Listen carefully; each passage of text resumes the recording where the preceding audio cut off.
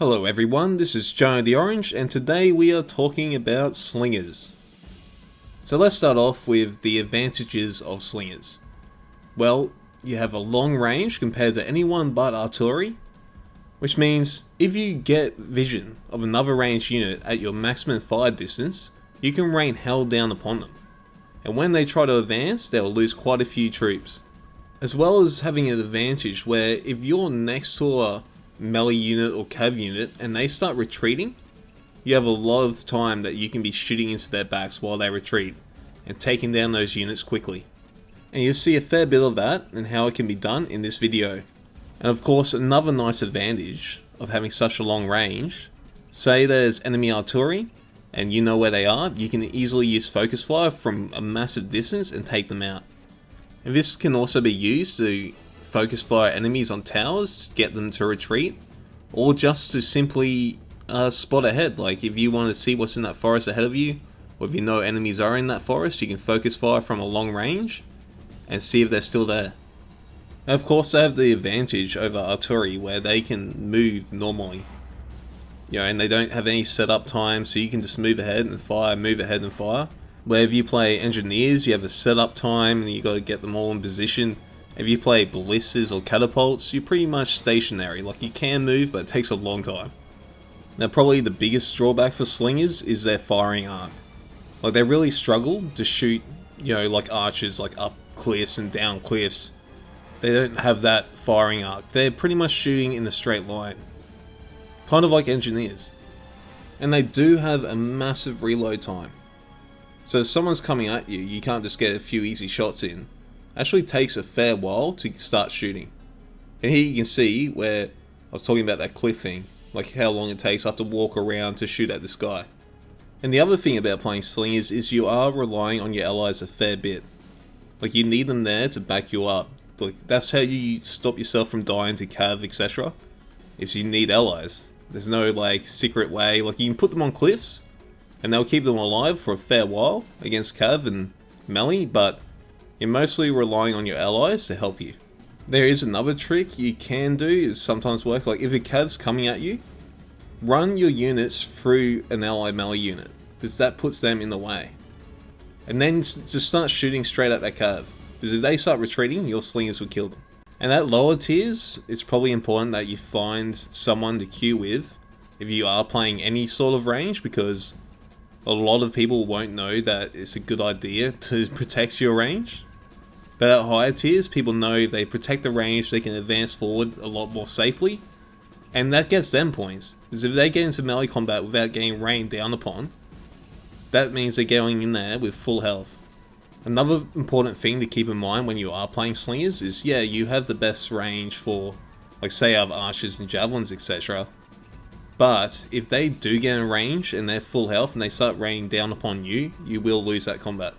Even though you do have better stats than archers, their reload time is shorter, and that means you will lose because they're getting 2 shots in for your 1. And that brings me to my next point, where slingers aren't exactly your frontline troops. You always want someone in front of you. And because you got that long range, you'll see this like later on in the video, because of that long range, you can be like near the middle and you can support like every side, especially on this map.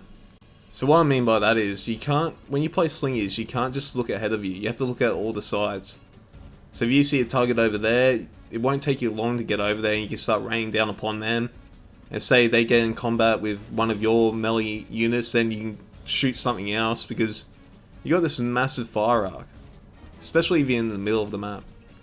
And you can't be greedy when you're a slinger player. Like, if you start shooting and they go into defensive descudo, keep shooting them if there's no other targets. Because it will keep them in that position. They can't move. So that buys your melee a lot of time.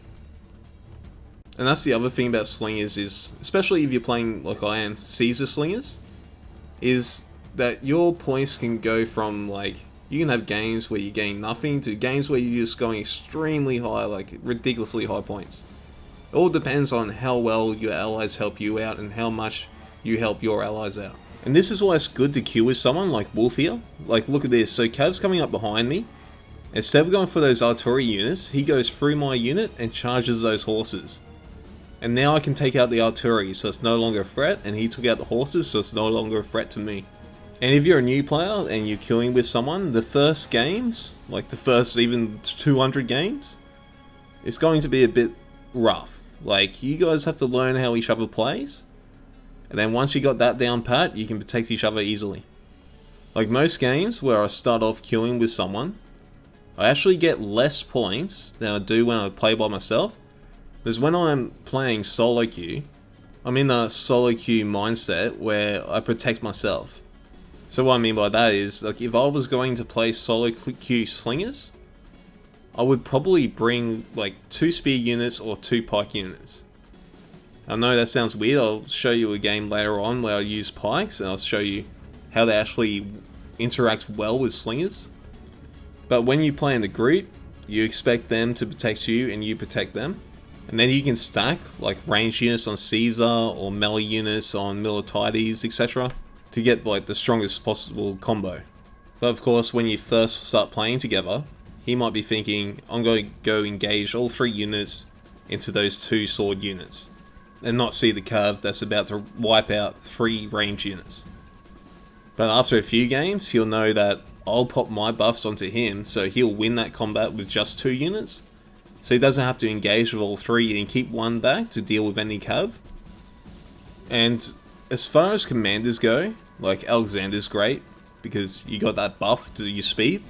But of course, Caesar's probably the best, and it is a premium unit, so it's a bit unfair. And for why Caesar is the best, where he has a movement buff, so you can get around quicker.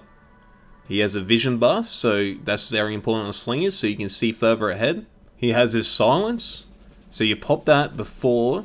This is another way you can help your melee and help yourself. You pop his silence before they actually get in range, because it lasts such a long time, and then they can't charge you or pop like vengeance, etc. Because if you pop it too late, you lose almost all the advantages of having that silence. So you have to pop it early, it lasts long enough to get what you want done.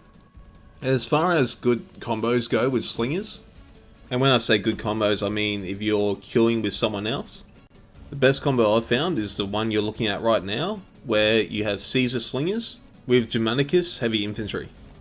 The reason being is, Germanicus can advance and not take too much missile damage with his formations, while your slingers clear out any units like javelins or archers. And then, once Germanicus actually gets in combat, you can pop your buffs to help him out, and that should let him win those fights, like even outnumbered. With enough buffs, like with that silence and that melee buff, you should have enough for him to win that combat.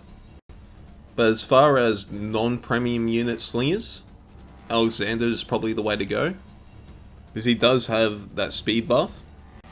But it's just unfortunate for slingers that the best slinger commander is one where you have to spend real life money or farm gold to get. But saying that, archers are fine. Like they're great. Like their rate of fire is so much better than slingers, and they can shoot up and down cliffs.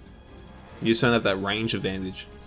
And Greek archers are so much better than Roman archers, just because you can get them at a higher tier basically. That's why they're so much better. Because with those tier 6 archers, you can't get any upgrades and you're stuck at tier 6 with the Roman ones. And one last tip for new players, try not to have your units blobbed. Like I always say that, like I always say it all the time, even though I do it all the time. Try not to have all your units blobbed in one place. Because what can happen is that one cav unit gets through, gets that one Alexander charge on you, and now you're out of the game. But that's one thing, after 1,000 games, I still screw up on, so don't worry about it if you actually do blob. Everyone does it. You know, I've seen the best do it, like every player has blobbed before. But it's best trying to spread your units out.